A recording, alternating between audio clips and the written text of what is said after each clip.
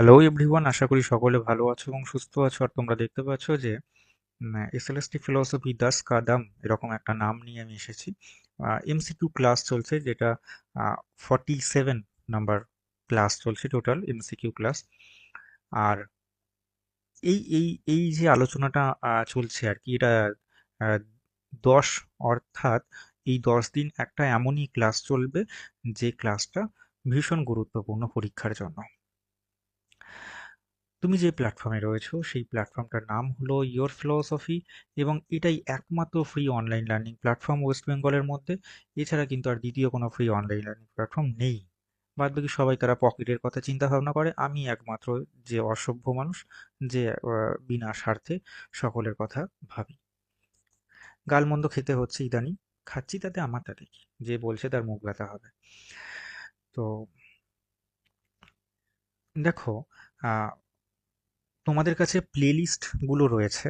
আমি আশা রাখছি তোমরা প্লেলিস্ট ধরে সব কটা পার্টই তোমরা দেখে নিয়েছো, এবং ডে 1 থেকে আমি যেমনটা বোঝাচ্ছি, ঠিক আছে, ফুল কোর্সের মধ্যে দিয়ে গিয়েও ডে 1 থেকে আমি যেমনটা বোঝাচ্ছি সেরকম অনুযায়ী তোমরা পড়েছো, এবং ইয়োর ফিলোসফি ফলো করেছো, প্লাস তুমি নিজের পাঠ্য বই ফলো করেছো।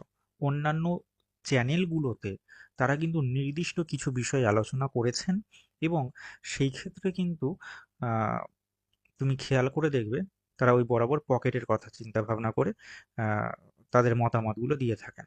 এখানে যেটা আছে, এই ইউটিউব প্ল্যাটফর্মটাই এমন একটা ইউটিউব প্ল্যাটফর্ম যেখানে তোমার কথা, ব্যক্তিগতভাবে তোমার কথা ভাবনা চিন্তা করে পুরো সিলেবাস আনা হয়েছে, সম্পূর্ণ সিলেবাস কমপ্লিট করে দেওয়া হয়েছে।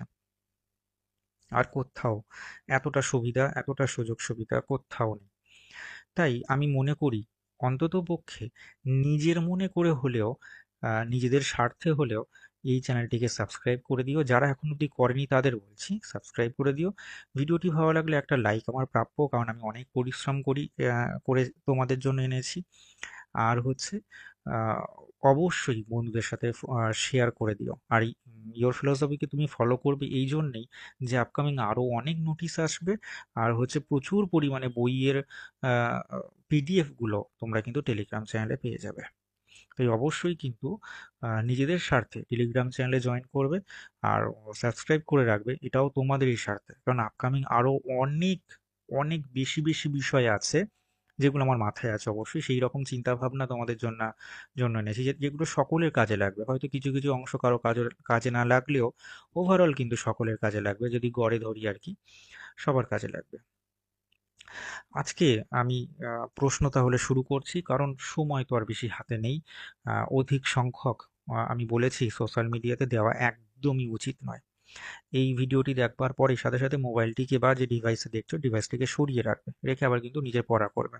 আর যদি আগের ভিডিওগুলো দেখবার ইচ্ছে হয় তাহলে অবশ্যই দেখো, নিজের সময় মতো করে দেখবে। আর খুব করে পরিশ্রম করো, বুঝলে তো, পরিশ্রম ছাড়া কিন্তু হবে না, পরিশ্রম করতেই হবে। দেখো, দর্শনের মূল ভিত্তি কি বলা হয়েছে, দর্শনের মূল ভিত্তি জানতে চাওয়া হয়েছে। এখানে দর্শন বলতে গেলে কিন্তু আমরা ভারতে, দেখো এই প্রশ্নটা কিন্তু অসম্পূর্ণ প্রশ্ন। এইরকম অসম্পূর্ণ দিয়ে কিন্তু মানে এরকম অসম্পূর্ণতা দিয়ে কিন্তু তোমাকে পরীক্ষায় প্রশ্ন দেওয়া হবে, এবং তুমি প্রায় পাজেলড হয়ে যাবে। আমি বোঝাচ্ছি, দেখো, এই অপশনগুলোর মধ্যে কিন্তু কোথাও ওয়েস্টার্ন কথা নেই। ওকে, তাহলে এই পুরো পার্টটাই কিন্তু দেখো ইন্ডিয়ান পার্ট। তাহলে দর্শনের মূল ভিত্তি বোঝাতে গেলে এখানে যে কথাটা উজ্জ্ব রাখা হয়েছে, ভারতীয় দর্শনের মূল ভিত্তি কি। ওকে, রিপিট করছি, ভারতীয় দর্শনের মূল ভিত্তি কি, তাহলে ভারতীয় কথাটাই কিন্তু উজ্জ্ব রাখা হয়েছে, সেটা আহ, এই অপশনের গুলোর মধ্যে ইনক্লুডেড। তাহলে ভারতীয় দর্শনের মূল ভিত্তি এখানে কি হবে, সেটা হবে বেদ। কারণ আমরা জানি ভারতীয় দর্শন কিন্তু বেদ নির্ভর, তাই না? পরের প্রশ্ন দেখো, বেদান্ত এই শব্দের অর্থ কি? যা বেদের অন্ত তাই হলো বেদান্ত, তাই না? একদম দেখবে, দেখেই ইয়ে করবে, ছয় মারবে পরীক্ষার সময়। বলে ভাই চারে খেলবো না, ছয়ে খেলবো। যারা মানে যারা ছেলেরা আছো তারা জানো আর কি, চারে আর ছয়ের গল্প। আচ্ছা, জাগ্রত, স্বপ্ন, সুষুপ্তি আর তুরীয়, এইগুলো কার অবস্থা? কটা দিন ধরে একই রকম প্রশ্ন, একটু ঘুরিয়ে ফিরিয়ে দেওয়ার চেষ্টা চলছে, তাই না? জীবের অবস্থা। আচ্ছা, পরের প্রশ্ন দেখো, উপনিষদমূলক দর্শনে প্রশ্ন পড়বে, জানো তো, প্রশ্নটা অন্তত পক্ষে ভালো করে পড়বে। এটা আমার রিকোয়েস্ট থাকলো। উপনিষদমূলক দর্শনে মোক্ষ বলতে কি বোঝানো হয়েছে? ওকে, দেখো আমরা জানি যে উপনিষদমূলক যে দর্শন, তুমি সাপোজ ধরো না আমাদের কাছে যে উপনিষদমূলক দর্শন সব থেকে বেশি পরিমাণে কি আছে বলো তো? বেদান্তকে আমরা পাই সব থেকে বেশি পরিমাণে। তাহলে সেই ক্ষেত্রে মোক্ষ বলতে গেলে কিন্তু ব্রহ্মজ্ঞান হচ্ছে মোক্ষের সমান। আর এই জাতীয় প্রশ্ন কিন্তু দেখো আমি এমসিকিউ সিরিজে করিয়েছি। আমি তোমাদেরকে উম, যে যে প্রশ্নগুলো দিই আর কি টেলিগ্রামে, সেইখানেও কিন্তু তোমাদেরকে দিয়ে প্র্যাকটিস করিয়েছি। তাই বলবে না না দাদা জানি না, না পারবো না, এইসব কিন্তু বলবে না, সবই শেখানো হয়ে গেছে। চার্বাক এই কথার অর্থ কি তোমরা জানো? যে মিষ্টি মধুর কথা বলে তাকে চার্বাক বলা হয়। তাহলে এই অপশনগুলোর মধ্যে থেকে মিষ্টভাষী ব্যক্তি এইটা সঠিক বলে মনে হচ্ছে, তাই না? পরের প্রশ্ন, কাদের মতে বেদ হলো মিথ্যায় পরিপূর্ণ এবং পুনরুক্তিমূলক ধূর্ত পণ্ডিতদের রচনা? অবশ্যই যারা চার্বাক দার্শনিক তারাই এরকম কথা বলছেন, তাই না? শ্যাদবাদ, শ্যাদবাদ এটা হচ্ছে কিন্তু আপেক্ষিকতাবাদ।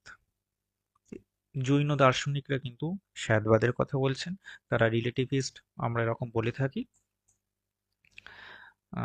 পরের প্রশ্ন, কাদের মতে প্রদীপের শিখার মতো, প্রদীপের শিখার মতো প্রতিটি ক্ষণ আহ, পরিবর্তনশীল? প্রদীপ ঠিক বোধহয় এরকমই আঁকা হয় সম্ভবত, এরকমই বোধহয়,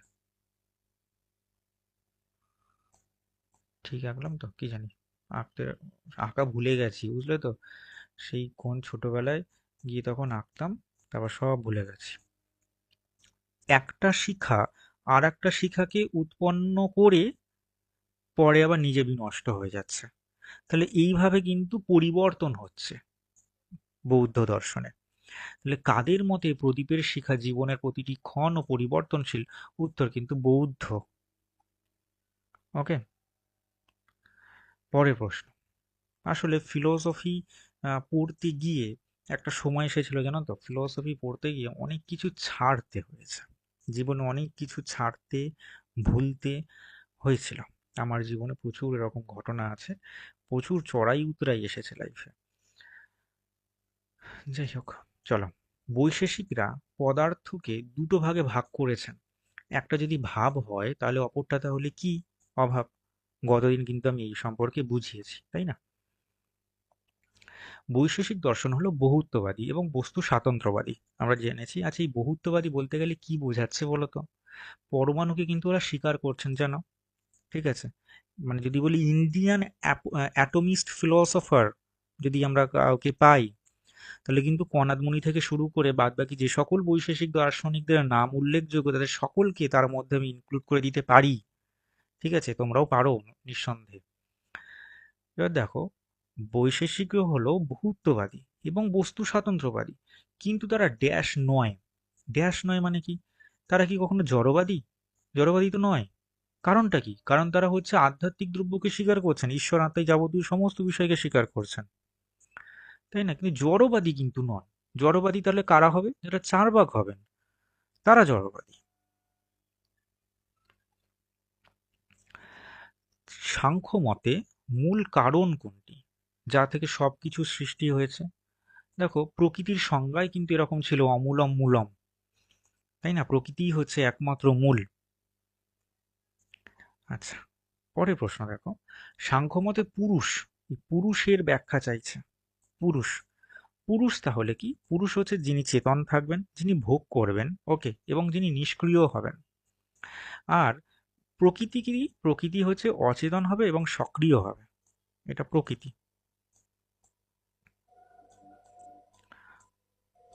এইভাবে না প্রশ্নগুলো করলে উম, উম, অনেকটাই কন্টেন্ট ক্লিয়ার হয়ে যায়, তাই না?